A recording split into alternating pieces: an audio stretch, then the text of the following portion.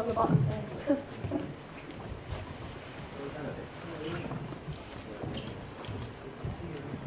We'll just fill the bottom lines first, please.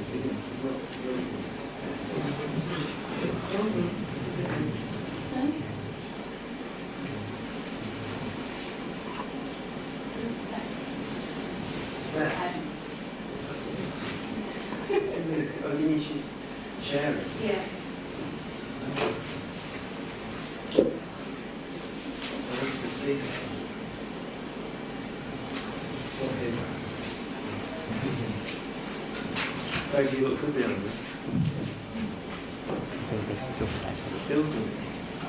Like this. Yeah. Brings it in and out. I'm not sure. Yeah, fine. But it's useful to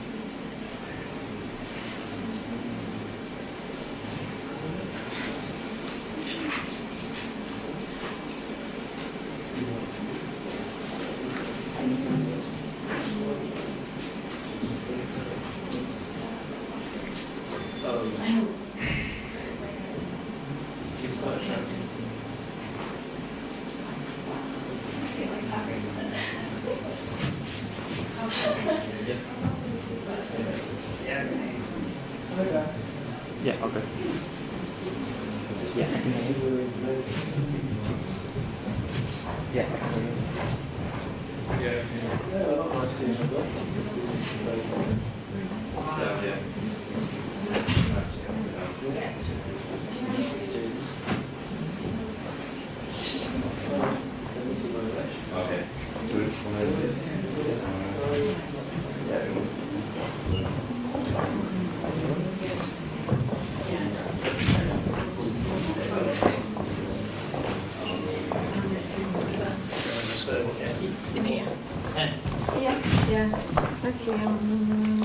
Okay, guys, stand by.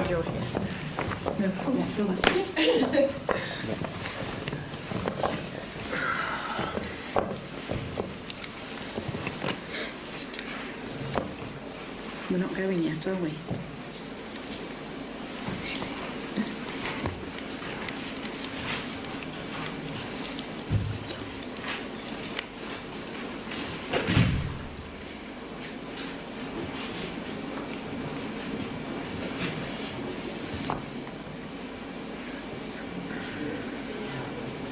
Hi everyone, welcome to BBC Digital Cities and the University of Salford. Thanks for everyone for coming.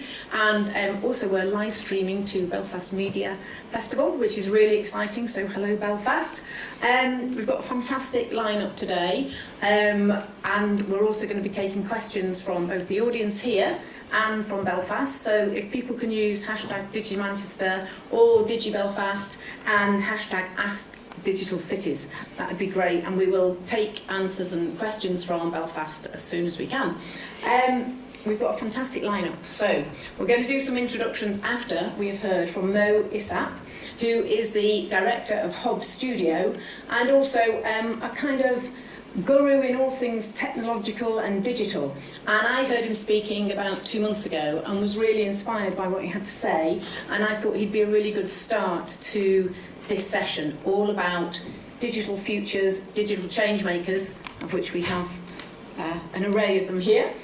So Mo, if you'd like to take over now. Thank you, Beth. When you get introduced as a guru, it's always downhill after that, so probably stop and just leave it. But yeah, it's a pleasure and a privilege to be speaking with an audience and a virtual audience as well. And good afternoon, Belfast. Feels like the Eurovision. Anyway, we won't go there. We've never won it. So yes, I'm Isap. I'm director of studios. So those who don't know, you probably heard of Hobs.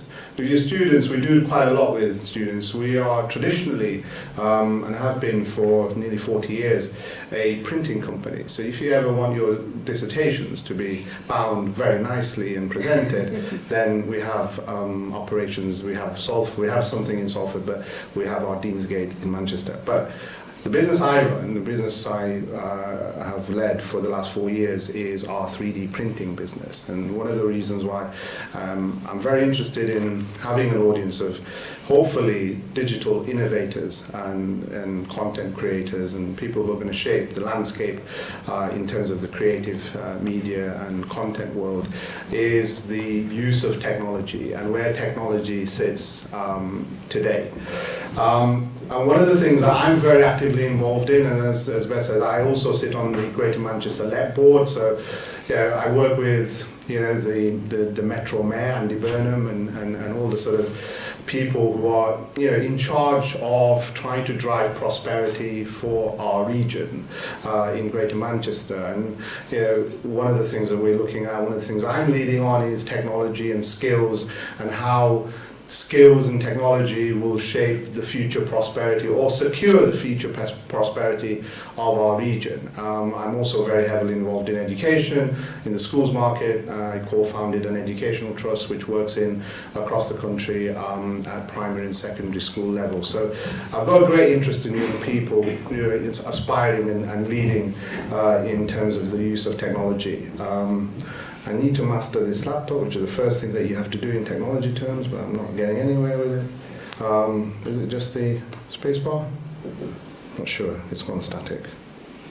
Anybody? Someone give him. Not sure if it's... Anyway, so one of the things that I sort of touch on is that currently there's a concept called Industry 4. Now, how many people have come across Industry 4.0 or Nobody, right? Okay, that's a good start. But Well, it's very interesting but as well. what I'll touch on is Industry 4 is really seen as the next industrial revolution. And what's acknowledged is there's been 3 industrial revolutions. We started with steam, and then we went into automation, and then we went to electricity and the modern factory. And now there is a term out there, and billions of pounds and dollars and euros are being invested in what's called Industry 4.0. And essentially what Industry 4.0 is about is the connection of the digital with the physical in terms of industrialization and the way we harness digital technologies into the physical environment. And then essentially what you see around you are the technologies that are, have been recognized as the technologies for the new industrial age. And as such, my world in additive manufacturing, 3D printing is very much at the heart of that, and seeing how that technology will start to influence and shape the way we consume. And as consumers, this is going to influence the way we actually behave as well. So I do a lot on Industry 4.0, but one of the things that is very interesting, and seeing what you guys are now thinking and where you guys are at, is just understanding how particularly industrial revolutions took place and why they took place, and why the UK particularly was at the forefront of the first industrial revolution. And it's an interesting sort of concept, because I think it's very, very relevant to where you guys are at the moment, and being in a university environment particularly. So one of the things that is very interesting is these 2 fellows were at the cusp of creating the first industrial revolution. James Watt and Matthew Bolton basically came up with the first modern factory in Birmingham. And the reason they were able to do this was that James Watt was a creator, an engineer with a great creative mind. Matthew Bolton was an entrepreneur and a business person. They both understood that in the 18th century, there was steam, and the modern combustion sort of engine was being created. Technology was now coming to bear. How do you harness that to create a better future? These guys came about and actually were able to do that. So the modern factory was actually established in Soho in Birmingham. But the thing with that was that they shared their respective talents. And one of the things that's sometimes missing, and this is the opportunity that's around now, is that you have to have both people who can make things happen, so what you call doers, and you have to have thinkers and creatives in the same space. You cannot achieve the success in technology and where things are in the moment in time, because I truly believe that we're in a special moment in time where technology is at this moment in time, and the movement that's taking place is that those 2 disciplines, those 2 characteristics need to combine. And so you have to have people of action, people who can make things happen, entrepreneurs, business people, people who can get things off the ground, for the creatives, the people who can think and have ideas and innovations. The 2 have to combine. And we see today that, whether you look at the Silicon Valley and Palo Alto, you will see an ecosystem that exists with creators, but also people who can make that a reality, people who can take it to scale, people who can actually achieve it. So essentially, these are the 2 ingredients. I'm really interested to sort of start to share on that front, because I do believe that where we are at the moment, there are 3 particular components that are shaping how digital technology and digital particularly is shaping our world. And one of them is the digital technology, and it's happening in additive manufacturing. I mean, if I tell you that today 1 billion people are within a 10-mile radius of a 3D printer. Now, that tells you the scale at which this technology, one part of Industry 4.0, is moving. It is moving at a phenomenal pace. And this is something that we have to accept today, that things are moving. And either you're at the front of that, or are you going to be driven by that? And one of the things it's all about is that the rules are changing in industry. So I come from industry.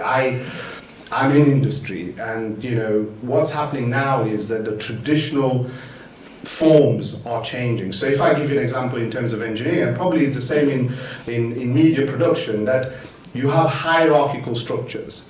So people are senior producers, senior engineers, and then you have a junior, and you have a mid-tier, and you have an apprentice, and everybody knows that they have a particular title that they aspire to, or a job role, and they actually transition up those hierarchies. And obviously you're able to do things within those hierarchies, the more influence you have. And everybody starts at a particular level.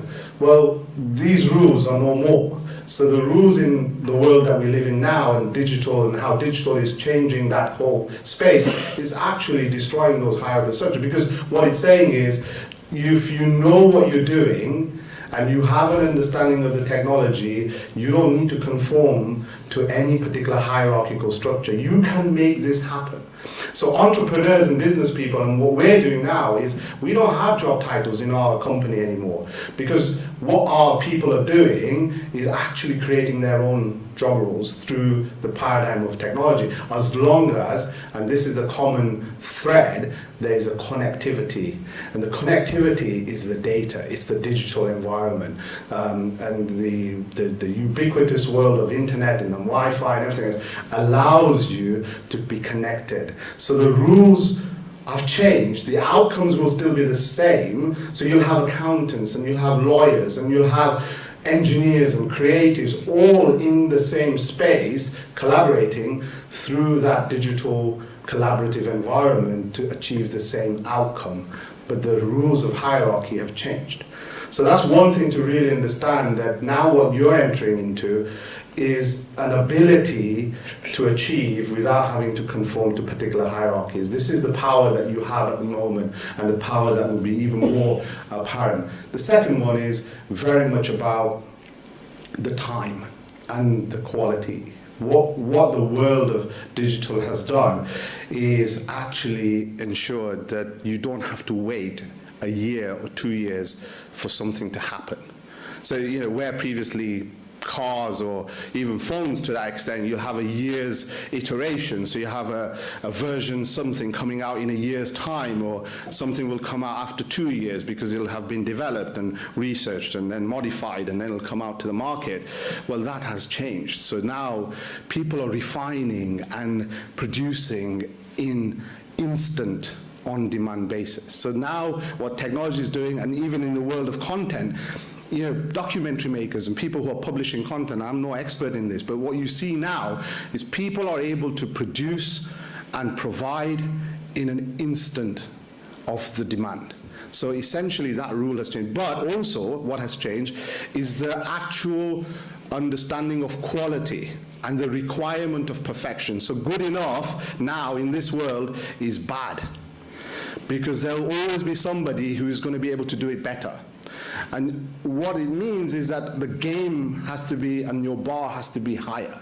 That you have to be able to produce the best, because that is moving at such a pace that it will always evolve. So the traditional will be, this is what we had, and we'll wait for another 2 years for it to improve. That's not anymore. So what our world in industrialization is, a product can be refined and refined and improved all the time. And you can keep on doing that through the medium of technology. And the last one is empowerment. And what I would say on that one is that you guys are empowered. Empowered because of technology. About this particular moment in time, the rules are changing. Where you feel empowered is that the rules should not dictate how far and how fast you go, because you are able to harness the power of that technology.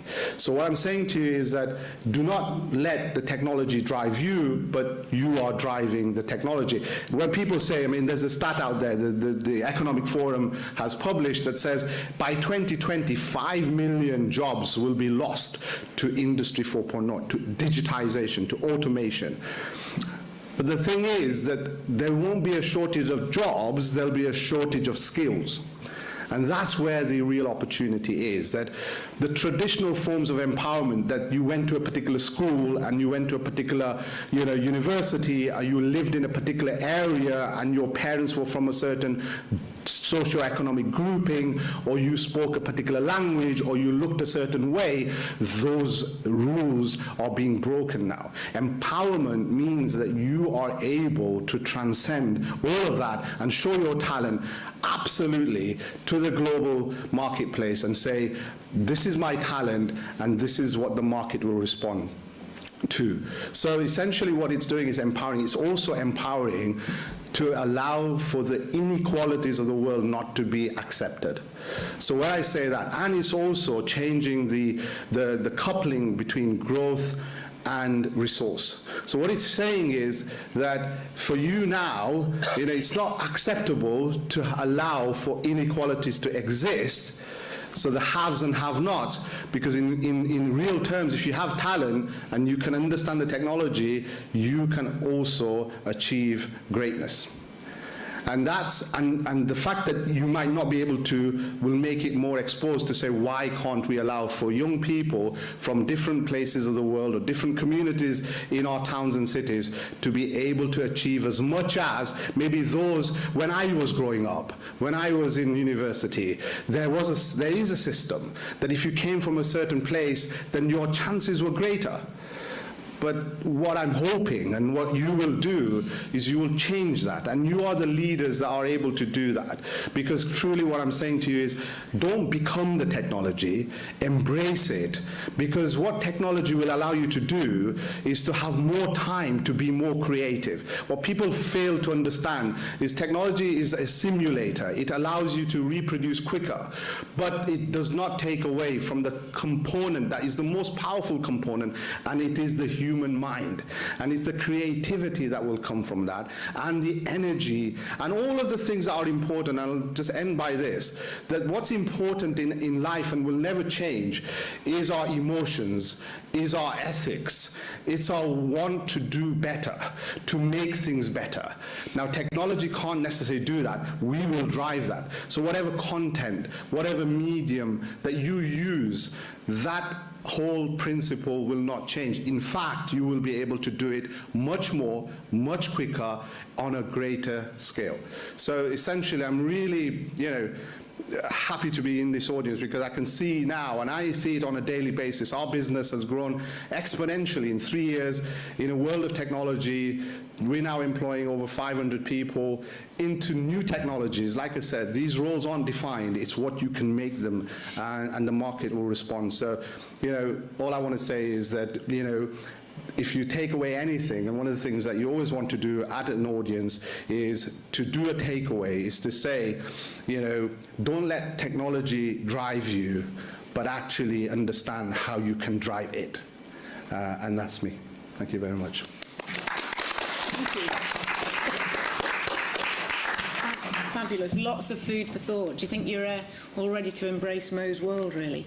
And now you've all heard of the fourth revolution, if that's how you want to describe it.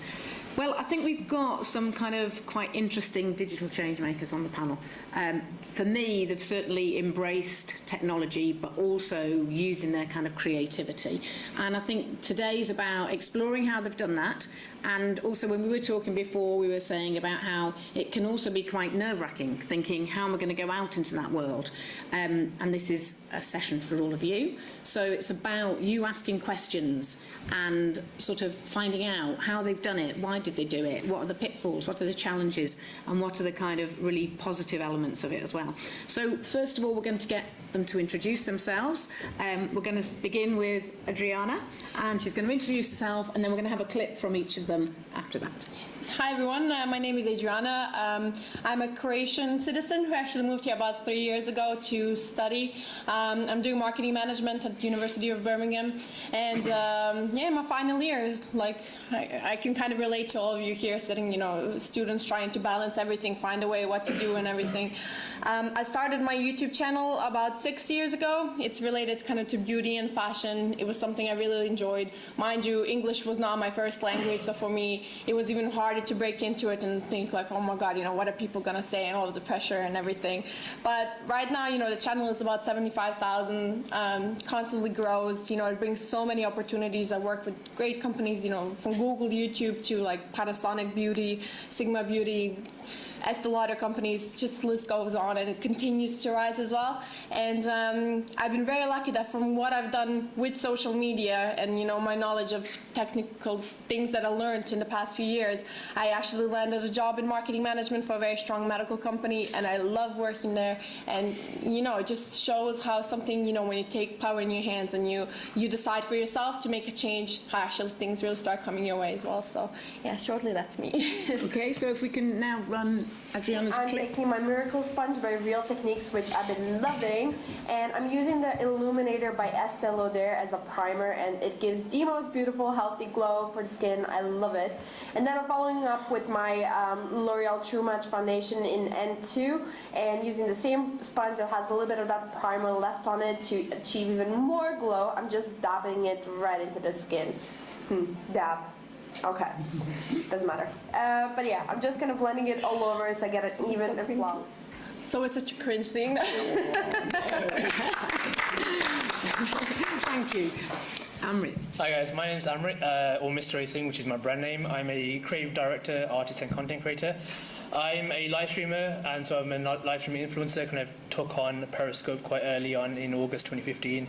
I've grown an international art brand, so I sell my art worldwide. I create my art live in front of an audience, so I get thousands of people who watch me create art from scratch, from a blank piece of paper all the way to the end, which has helped me kind of work with big brands like Google, Amazon Prime, BT, Empower as a consultant, as an influencer, as an artist, which is the main thing. And I also do a lot of teaching as well, where I'm starting to do a lot of teaching with my style and my brand. That's me. And this is a clip.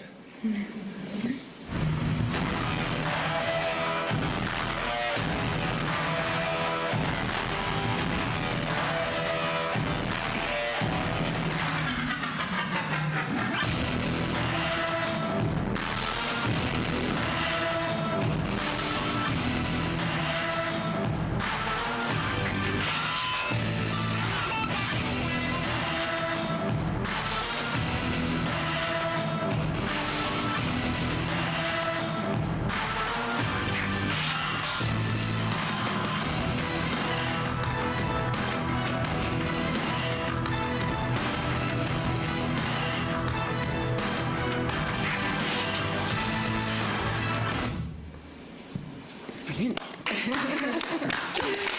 And finally, Rick, over to you. Hi everyone, nearly gave myself a clap there. I'm Rick Murray, I'm Creative Director of Endemol Shine, which is the northern office, should I say, of the largest traditionally TV production company.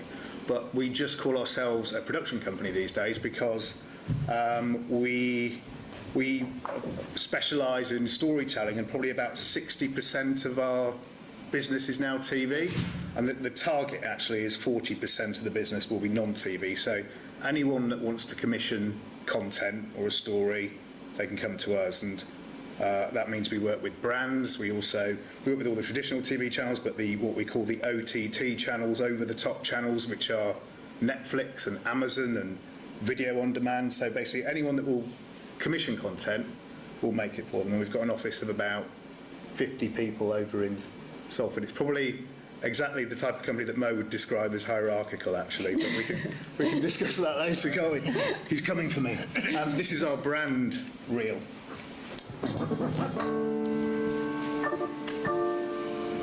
It's the beat. The beat.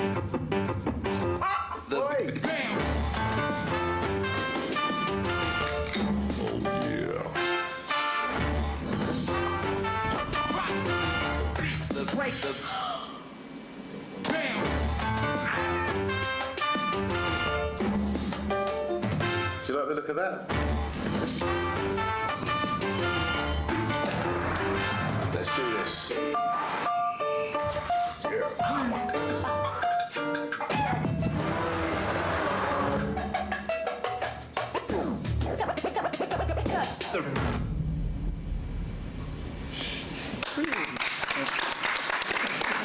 Idris Elba and chickens. Great mix. Yeah.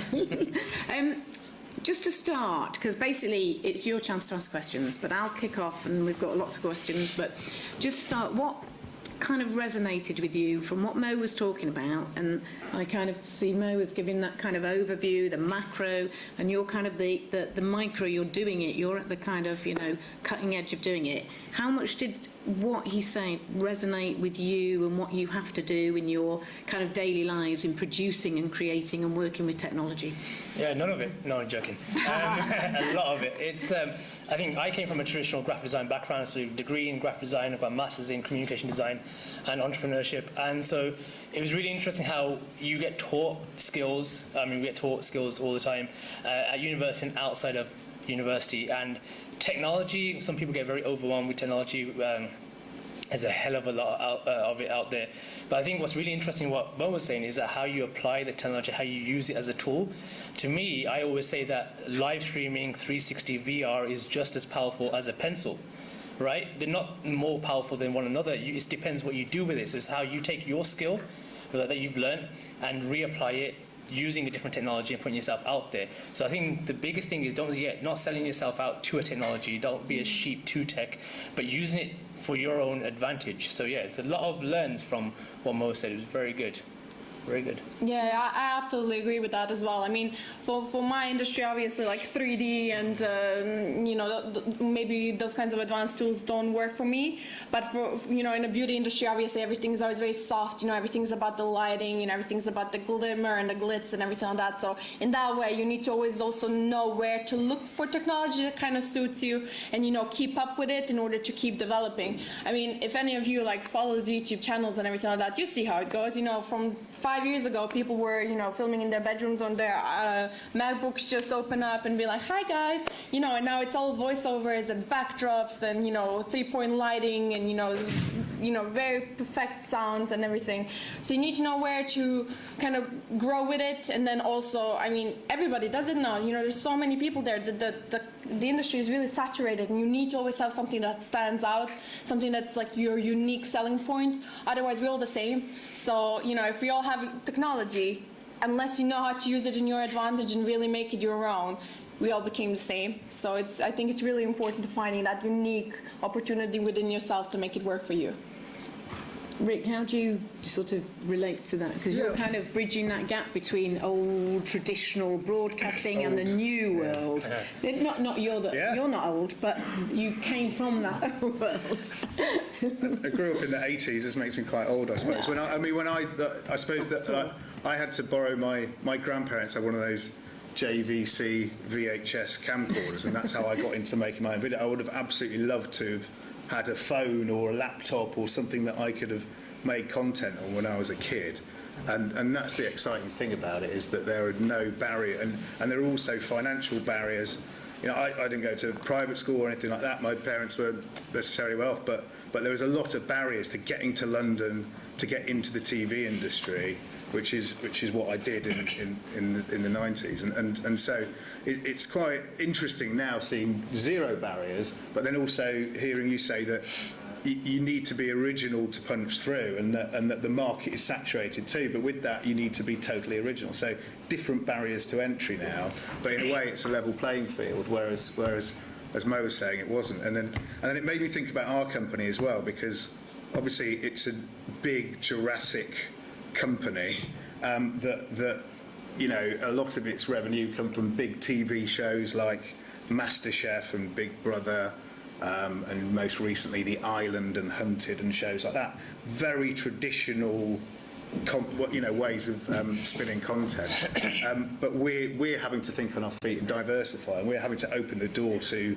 young content makers who can help us work for brands and do things on different budgets, and also use our discipline in sort of stories and entertainment on different platforms. So it's about that kind of the sort of the kind of older, more established environments, kind of learning from young people. I mean, that's one of the key things I see all the time coming through, that older people like me are learning from you just as much as vice versa. And I think 20 years ago that was very, very different. But also just saying, in terms of barriers though, there are always barriers, and there are barriers right now. So don't kind of get mistaken that there's no barriers. I mean, I'm faced with barriers every single day.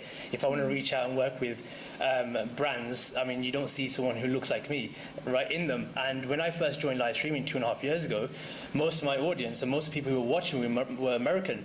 And the way I look to Americans isn't a positive. I didn't get a positive reaction. I got a very negative reaction. And there's two things I could have done. I could have stopped live streaming, like, threw it away and be like, what? Like, the world is horrible. Or what I did is use it as an opportunity to not only share my creativity, but also educate and remove ignorance and stereotypes and misconceptions. So it kind of became a mission, but they are always barriers. The difference is, the barriers isn't with tech, the barriers is with you. Because the people who resonate, the people who invest in me as an artist or as a creative or as a content creator, invest in me because they resonate with me. So they go past the physical labels and attributes, and they see what you're talking about and what you're sharing, and then they connect. But there's always barriers. Remember that. No, I think you're absolutely right. I think barriers are is what you understand them to be. People sometimes don't even understand there are barriers. You get on with it, and people say, well, did you not, you look in the mirror and you see yourself, but in reality you might see yourself as a woman from an ethnic minority, and those are barriers that you subliminally have to cope with, because they could be barriers that are inadvertently out there. But I think what the critical bit here is to say that it is about a belief system and an understanding that the world is changing at such a pace, and understanding and identifying what your role in that space is going to be. And for me, critically, I mean, we still have to work in a traditional environment. You're not going to chuck out the rules of the game overnight. That's not going to change. It's an evolution. It's not a revolution. And there is a revolution, but it will evolve into something. And labels are labels, because they sometimes are becoming, actually labels are a barrier. And so I'm very careful about sort of terminology and barrier and labeling. I grew up I was born in the 70s, so I would have loved to be in this time right now. But probably if I was in this time, one of the barriers for me would have been that I would not have probably understood the quality of the opportunity. Because I have a comparison to where I've been and where the reality is today. And when you understand that, then you can really see the opportunity, because you know what you didn't have and what is available now. So you're able to impart that. And this is one of the big things about sharing knowledge.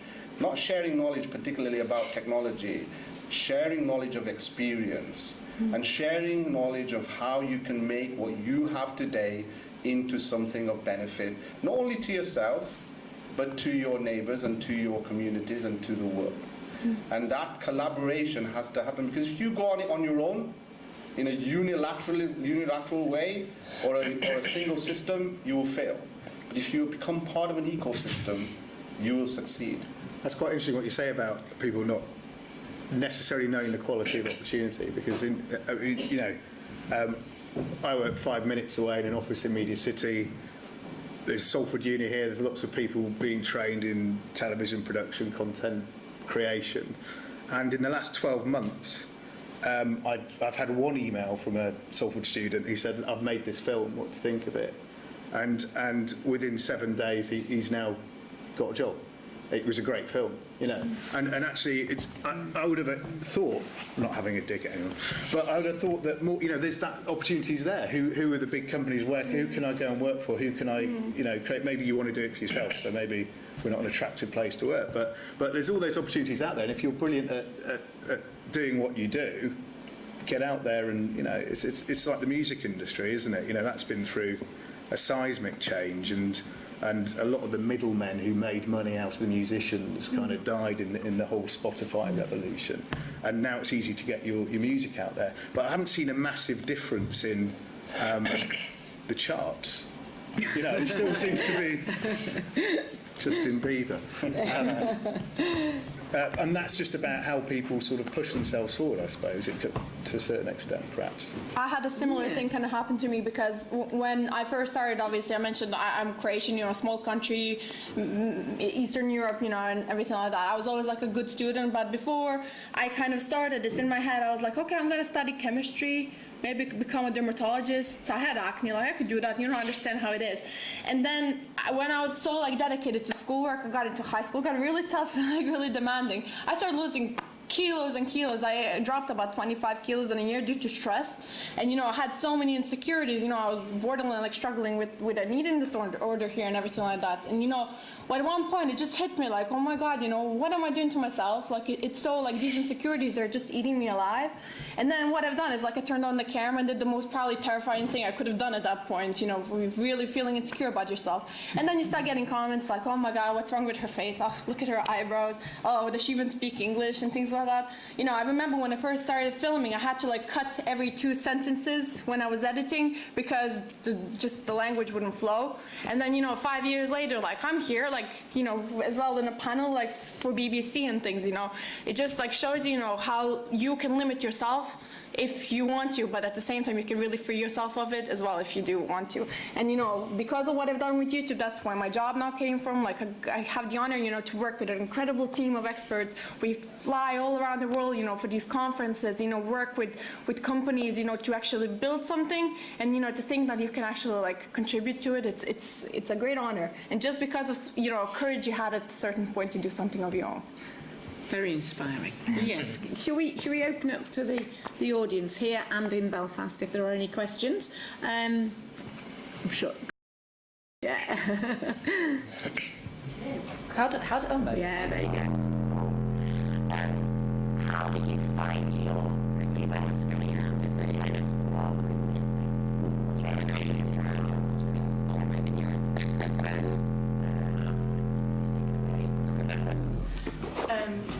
We can hear you. It's fine. Okay, like how did you find your like US and how long did it take you to grow, kind of know that was your kind of unique selling point, and how long did it take you to grow to become confident in it and know that you had that like unique ability that you could kind of share?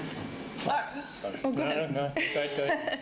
I'd say for me it was a slow process. I'm not gonna lie, because I started it for myself. You know, I was so like, if I tell you how bad I was, if I tell you for 2 years, I wouldn't even dare to like go out for a cup of coffee with someone. If there wasn't like somewhere to go with my parents, like to a supermarket, I wouldn't leave the house. I'd go to school back home, and that was it. And then when I started doing that, I kind of developed like oh my God, I can be creative. Like look, you know, it's not nuclear science what I do. I'm aware, you know, it's quite, you know, easy, and for a lot of people will consider it superficial or anything. But you know, I started getting terrible acne probably because of my nutrition and everything like that, and I was constantly in pain. I went to dermatologists like every 2 weeks. I was on the harshest possible antibiotics and everything like that. And so, you know, I always looked at these like people on YouTube, and they're always so like confident, and they're always so pretty, and you know, they just, you know, they had it all figured out. And I thought like, you know, maybe I can learn from it. Maybe, you know, maybe it's because of YouTube. So I kind of started doing it. And at one point I realized like nobody's really addressing the issues here. You know, nobody is being completely real here. I think YouTube has changed it obviously in the modern times. It evolved as well with the time. But when I first started like 6 years ago, it was very, very like, you know, pitch perfect kind of, you know, just wonderful. And so I think what I've done is like, I put myself on a camera. I was like, guys, this is my face. Like, these are my acne. It's terrible. It's painful. I don't know what to do with it. So I started filming these like acne diaries, and I started getting followers from that, where people were like, oh my God, like I'm not the only one. You know, and because how it started for me is I was put on this harsh antibiotic, and I just wish there was a review somewhere, because I started getting like horrible like stomach pains, and I was like, do I go to the ambulance? Is this a side effect? Is it normal? What do I do? And there was nothing. And you know, to have those people like then come to you and be like, oh my God, thank God you put this up. Like, I needed this, I understand now. Then you start, you know, you find it like, okay, I'm useful. Like, I'm useful to someone, to help someone. And then I think, you know, as far as the, you know, I think that was a little bit different for that time. And then obviously when you help someone, you give something that people want, you then gain an audience, and people actually trust your opinion, trust what you say in the end. But I do find that with time, you know, with all of the changes and how many people just work with brands, it's very hard to stay true to yourself, and people tend to lose track due to success. So I think that's really important if you ever decide to do something like that. It's just, you know, straight to your values and set them from scratch and don't change them, because that's in the end what's going to keep you like going for a long time.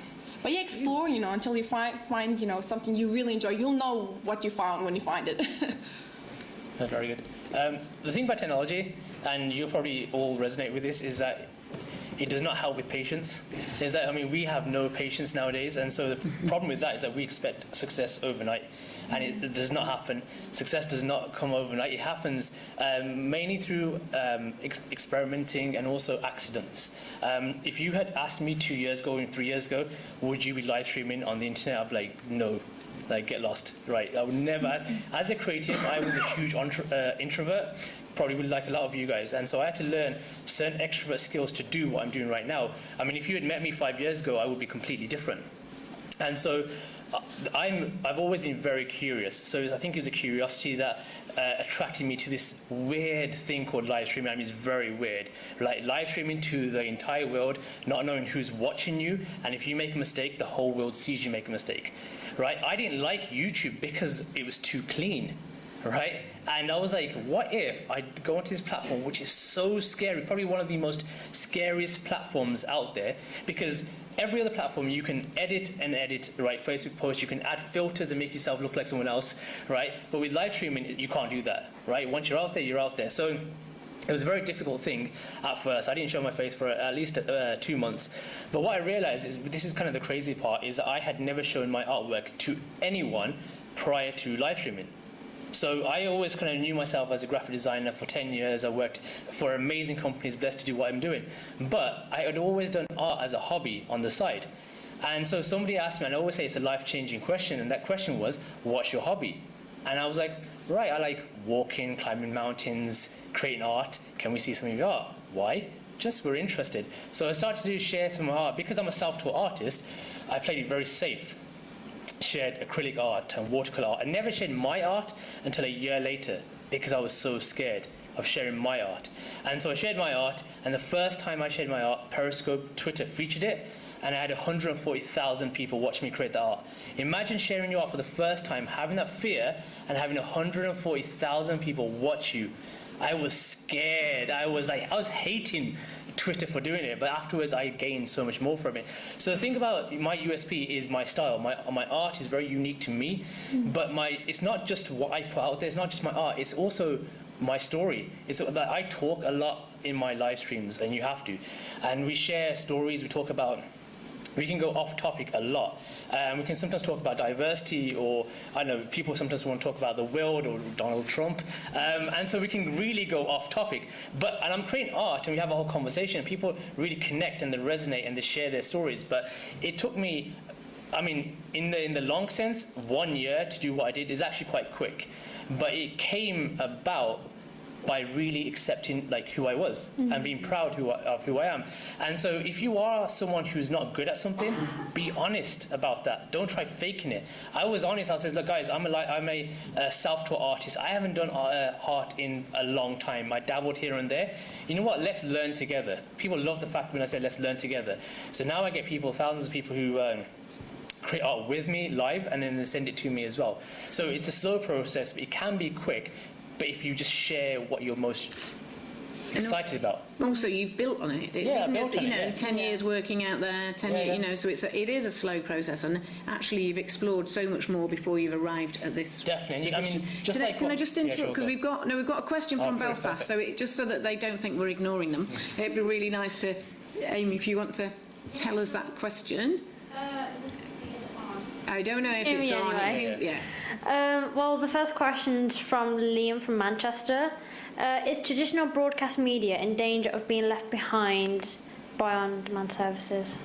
I think that's a question for Rick.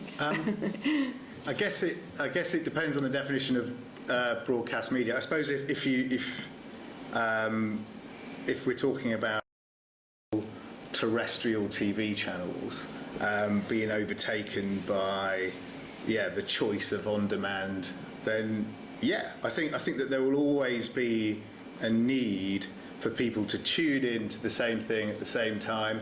it probably won't be called tuning in, but whatever it is, into the same thing at the same time, or have a shared experience weekly.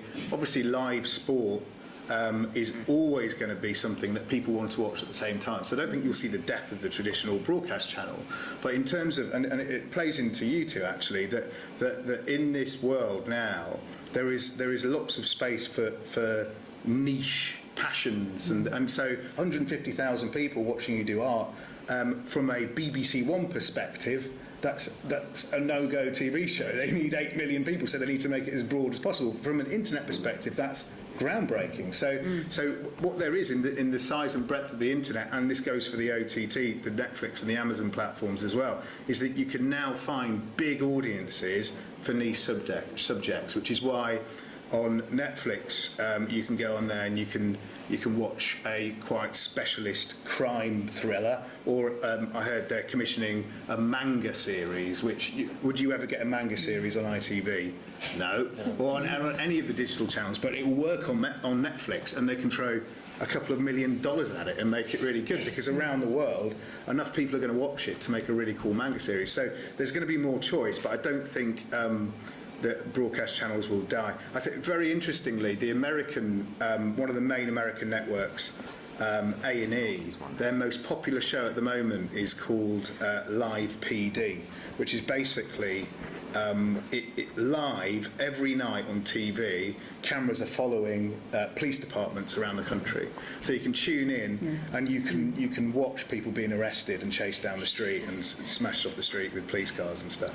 And it's absolutely enormous, and it's brought enormous audiences back to TV. And so there's always going to be that thing that traditional broadcast channels have got that OTT platforms don't, which is live and shared experiences, which then plays into social media too, because people on Twitter going, "Oh, you watching?" I was going to say, it's about that development, it's about them working together, isn't it, as well? So are there some more questions out here? We've got, yep. From this magic box that seems to... Hello. My name is Abdul. I'm from Art and Media in the Adelphi, new Adelphi building. And I've got a question for Mo.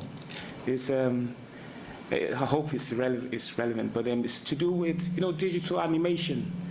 If you've got, like for example, if someone does animation, just without using digital forms or digital computer technology, and they want to implicate that as a subject matter, what do you suggest? Do you have any opinions against that, to help someone develop their ideas with stop motion animation rather than it being digital, as in just frame shots with just a camera on its own? What I would say is, this is where, when I talk about ecosystem, it's important to understand. Just because there's technology and just because people are actually, doing things in technology doesn't mean that the traditional art form is dead. Yes. And this is the danger that sometimes the rhetoric has a danger of actually creating this perception. Yes. And in industry, it's like anything else. I'll give you an example. Just because you can 3D print cakes doesn't mean that Bake Off will stop. Yes. Having bakers talking about how you whisk an egg. Yeah. It's not going to change that. Yeah. But what it does is adds a different dimension to the way you actually consume things. So whatever art form, whatever discipline you are expert at, one of the things I will say, and I'll go back to this, is the critical point of this whole digital and technology piece is be the best at what you believe you are best at. Yes. The medium now is out there for you to be able to share that with the world.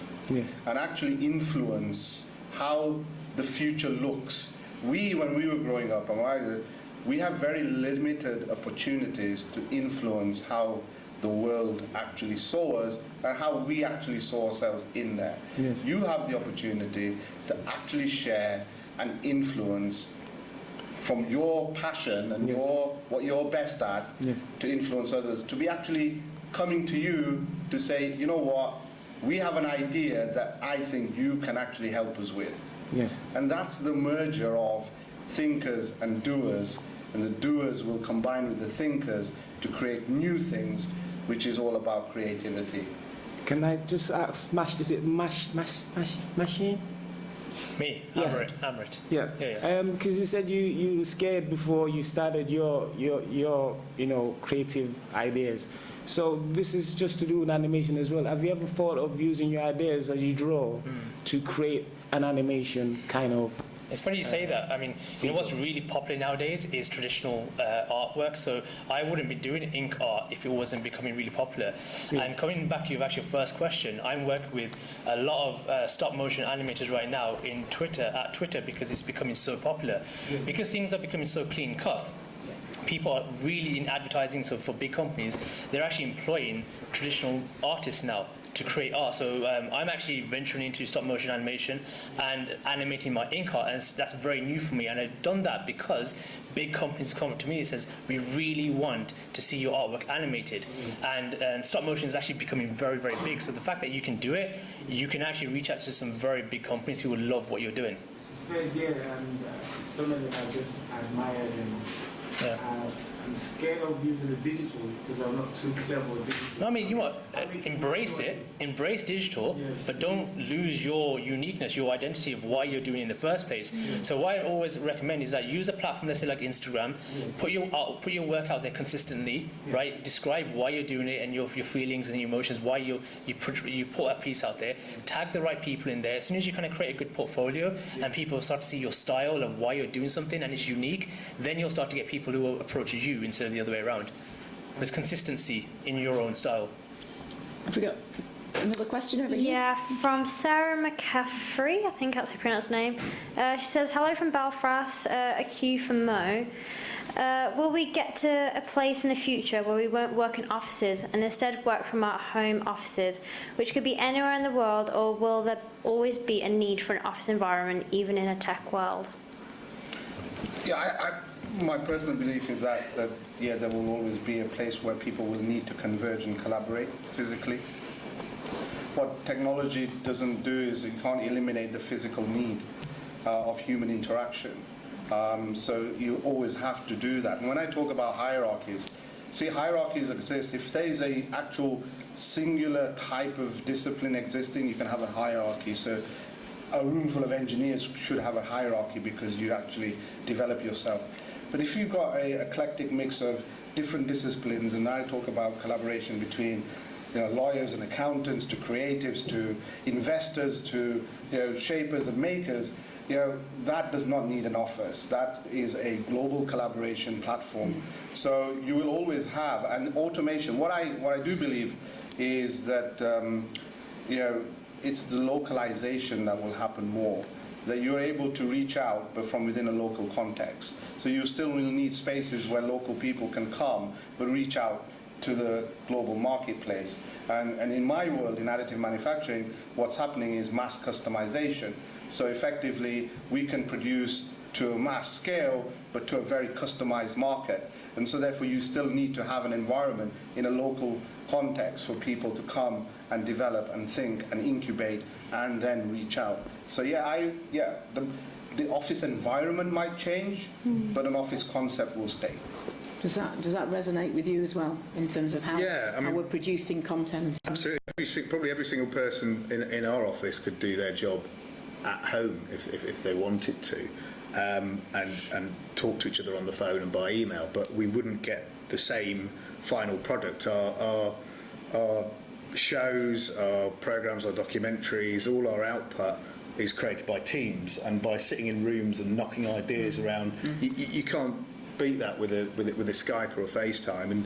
And we have offices in London, we have offices in America, and we have certain members of staff who are shared between those offices. And we really notice when someone hasn't been in our office for a couple of weeks, they've been somewhere else. They're not in the loop. No matter how efficient we've been on emails, no matter how much we've shared digitally or on phones, they're always slightly out of the loop because of that conversation that they haven't listened to. I mean, this is one of the dangers, and I'll just sort of touch on this. Technology, I mean, I've talked about technology is automation and simulation. And when I say don't become the technology, because unfortunately, because we can collaborate in that way, we are taking away the human emotion and all of the human facets away from the way we interact with the world.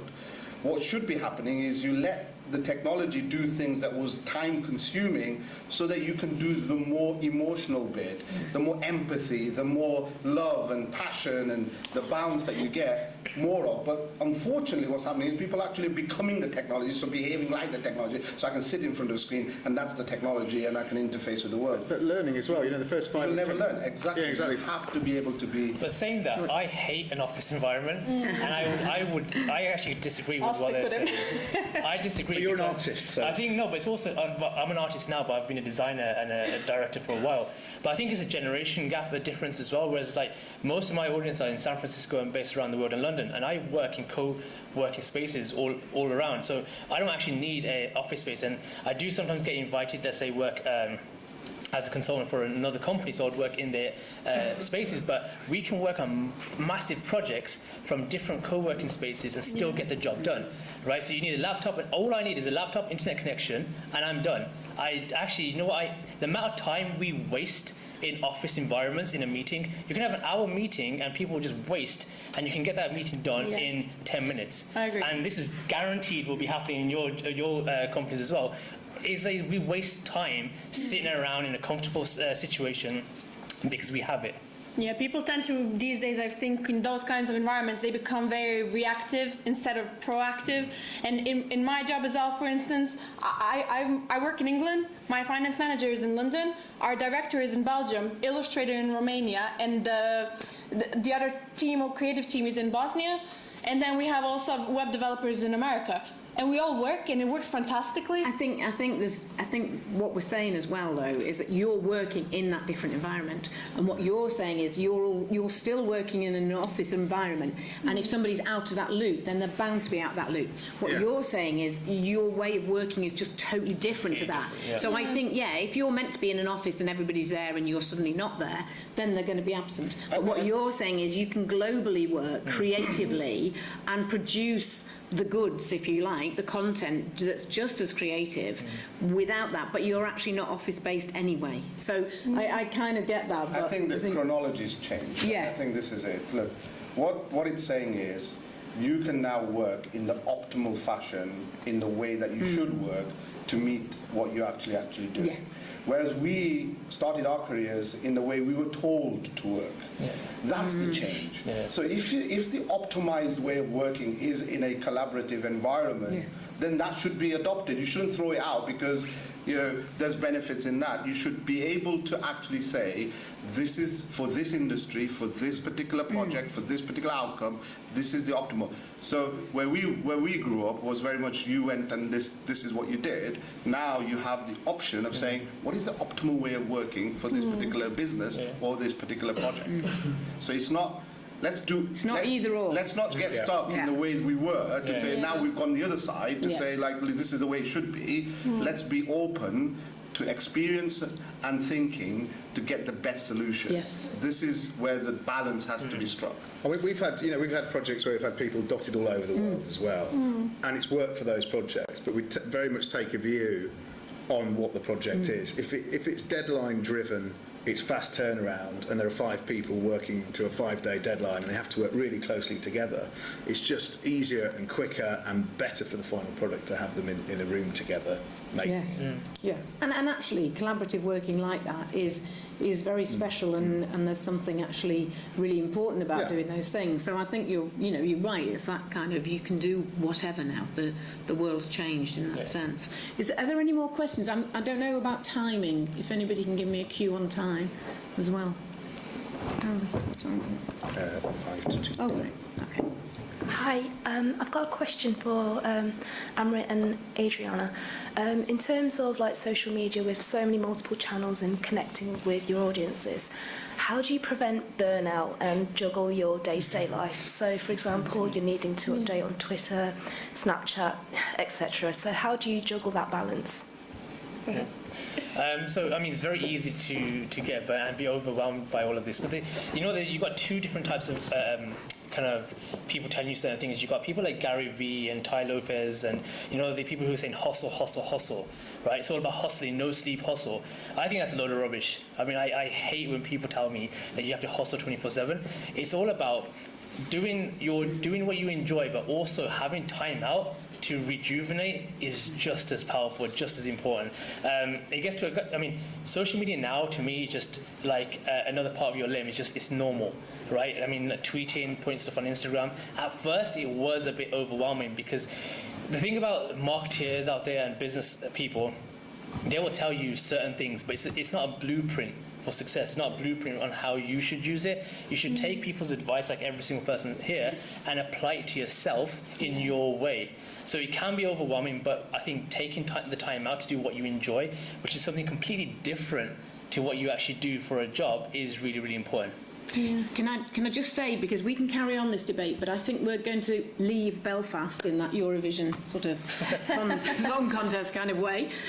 But so thank you to BBC Digital Cities and to Belfast Media Festival. I hope everyone in Belfast has enjoyed this talk and has got some takeaways from it, as Mo was saying, and go and be digital change makers, basically. So thank you to Belfast.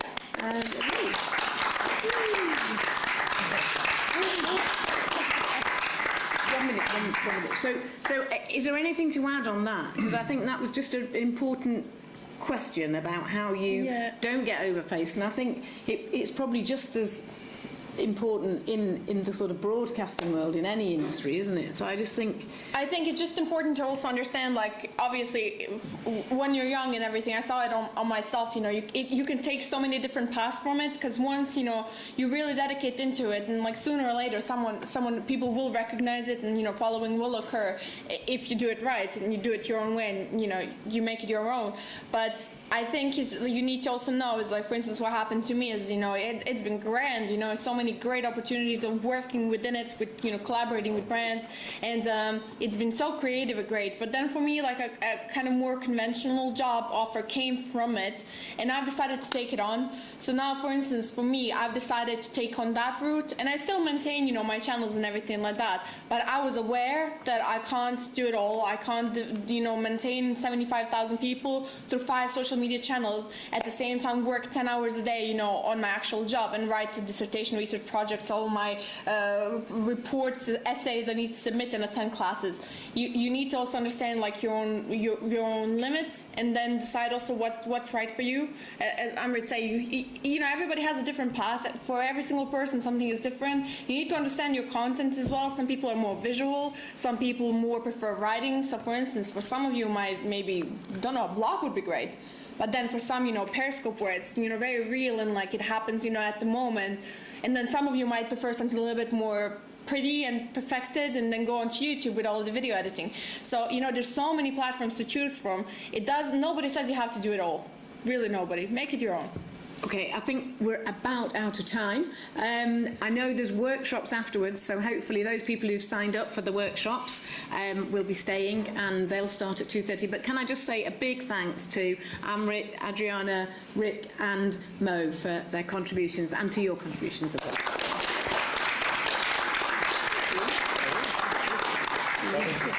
So there's a half-hour break and then back for the workshops. Please don't go away. Thank you so much for that.